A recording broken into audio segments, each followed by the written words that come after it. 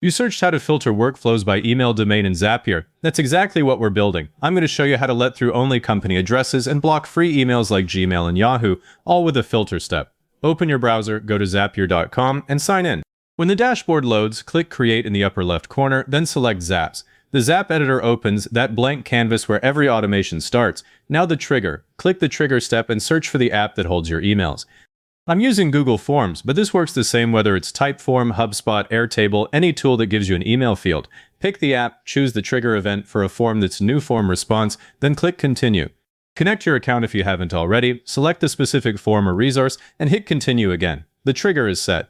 Before we touch the filter, test the trigger, click Test Trigger and wait. If Zapier comes back with nothing, don't worry, that's the most common hiccup. Go to your app, create a sample record with an email address, then come back and test again. I'm using Jane at acmecorp.com because I want a domain I can filter on immediately. Once the data loads, look at the field Zapier pulled, confirm the email field is there, and shows the address properly. That field is what our filter will check. Now add the filter. Click the plus button right beneath the trigger, search for Filter by Zapier, and select it.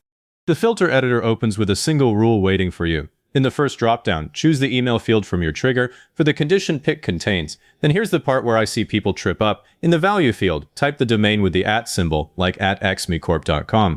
Not just the domain alone. If you leave out the @ sign, a domain like acmecorp.com could match something inside a longer, completely unrelated address like notacmecorp.compromise.org, and you'd let through stuff you meant to block. Including the @ symbol anchors it to the domain part and avoids that mess.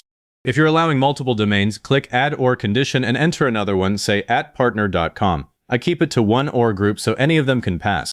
If you stack conditions with AND, the email would need to contain all those domains at once, which is impossible and nothing would ever pass. That's a quick way to silently break a Zap.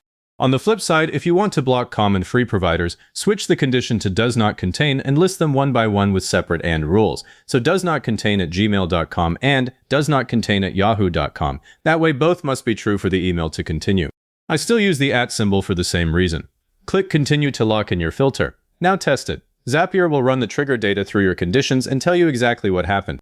You'll see your Zap would have continued and a green check if the sample email passes, or your Zap would have stopped and a red block if it fails.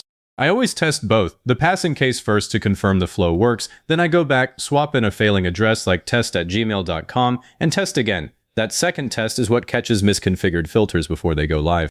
If something doesn't look right, adjust the conditions and retest. With the filter solid, add your action. Click the plus below the filter, search for the app you want to use, maybe Google Sheets, HubSpot, Slack, whatever does the real work.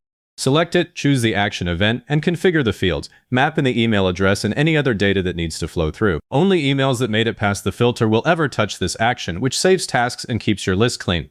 Now test the entire workflow end to end. Run the Zap with the matching domain, confirm the action completes, the row appears, the contact gets created, you see the output.